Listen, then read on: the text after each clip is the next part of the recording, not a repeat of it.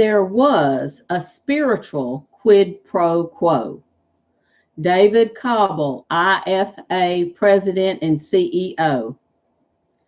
I know now that there was a quid pro quo with Ukraine. The votes are in. The House Judiciary Committees voted to impeach our president for abuse of power and obstruction of Congress based on a perception of quid pro quo. But that is not the quid pro quo that I'm talking about. A Ukrainian ministry leader recently explained the real insidious quid pro quo to me.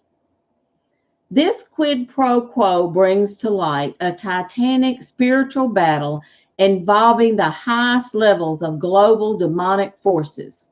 For years, our country has been blackmailing countries around the world by forcing ungodly American values to be implemented in their nations in order to receive U.S. aid. Most people know that reproductive rights and abortion have been connected to whether the U.S. would aid other nations, depending on who is in the White House. You may not realize that LGBT rights have also been tied to USA. There was even a toolkit produced by the United States Agency for International Development with the tagline, "From the American People," to foster integrating LGBT right activities into programming. We have witnessed the rise of liberal and progressive in America, which has increasingly fought to silence Christian and conservative voices as hate speech, resulting in our inability to call out immorality. Ukraine has been on a similar track. Their liberalism has gained ground very quickly as the morals, values, and integrity were replaced with anti-God forces. The difference, though, is this, and this is the point. The United States is the one who exported liberalism and immorality to Ukraine. It came from the U.S., not from within the Ukraine. My Ukraine contact explained to me that in the past, our aid to Ukraine did have strings attached and requirements that needed to be met. During the former administration, if Ukraine wanted aid, Ukraine needed to promote LGBT rights. My Ukraine contact described the many trips Vice President Joe Biden made to Ukraine to meet with liberal progressive leaders. Further evidence of the connection between U.S. influence and changes in Ukraine is the strong support and participation by Ambassador Yovanovitch at an LGBTQ march in Kiev. President Trump declared to the world at the United Nations that he opposes the use of UN projects to assert a global right to abortion on demand by linking abortion rights to aid.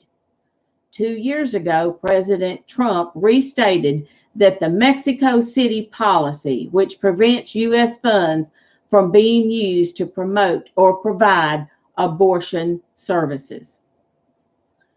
As we pray and the Trump administration pursues policies that battle the anti-God, anti-Christ fixation on redefining religious freedoms, family, gender, sexuality, and more, the impeachment process is bringing into view the global demonic spirits that were released and strengthened by the former administration.